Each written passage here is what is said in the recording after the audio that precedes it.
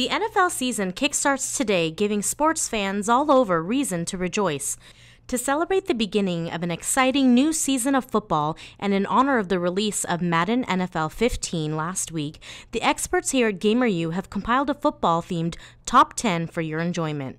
Today we're looking at the top 10 instances of the infamous Madden Cover Curse and mourning the poor souls and their teams who have been laid low by this infamous jinx.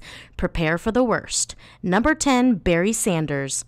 Detroit Lions running back Barry Sanders appeared on the 2000 cover, though not in the foreground. Sanders abruptly retired before training camp, ending his career and flooring everyone. This is an odd instance of the curse, as Sanders' misfortune was entirely his own doing. Perhaps it went uneasy on him because he wasn't the cover's front and center. Number 9, Ray Lewis. Lewis, who appeared on the 2005 cover as a Ravens linebacker, was coming off of a solid season and seemed to have another bright one ahead. However, his season was prematurely ended when he suffered a wrist injury and ended up having 0 interceptions after he'd previously had at least one a season. Number 8, Dante Culpepper. This player appeared on the 2002 cover for the Vikings. After appearing on the Madden cover, he threw 23 interceptions that year and generally offered a lackluster performance. In 2005 and 2006, Culpepper blew out both his knees. Number 7, Eddie George. George, a running back for the Tennessee Titans, appeared on the 2001 cover. Whereas earlier and later blows from the curse sidelined players early on with injuries, this instance of the Madden curse was unique in that it struck relatively late and very decisively. In the divisional match against the Baltimore Ravens, George bobbled a pass that could have swung the Titans the game. When this pass was intercepted by Ray Lewis, it ended up sealing the victory for the Ravens. That's cruel curse. Number 6, Peyton Hillis. Hillis, who was a running back for the Cleveland Browns, was on the 2012 cover. Hillis was debilitated by strep throat and sat out an early game and ended up missing other key games due to a hamstring injury. What's more, his antagonistic behavior towards the rest of the team earned him some negative press.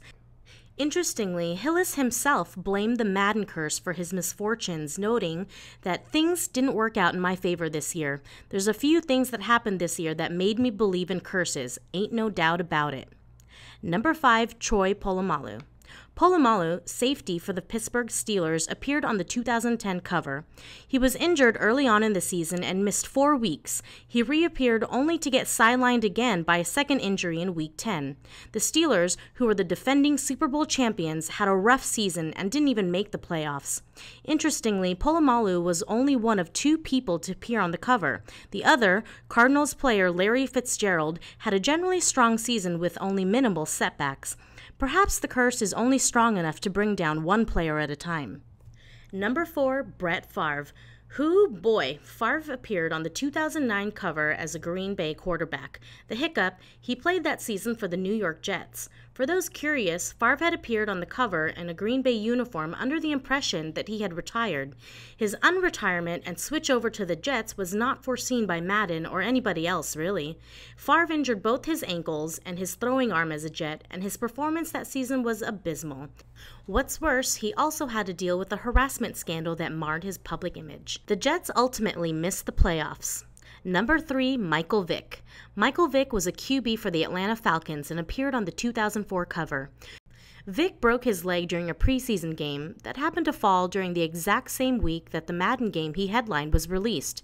There's suspect, and then there's just uncanny.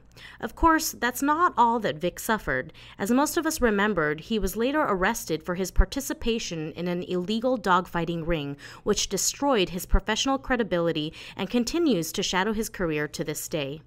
Number 2, Garrison Hearst. A running back for the 49ers, he showed up on the 1999 PAL cover. This was the first instance of the curse and one of the most hardcore. Hearst played a very strong season but ultimately broke his ankle in a playoffs game. The injury was so severe that it kept him off the field for not 1 but 2 seasons. Number 1, Shawn Alexander. Alexander was a running back for the Seattle Seahawks and appeared on the 2007 cover. The Madden Curse not only cut down this rising star, it mowed him over with a quick and decisive coldness.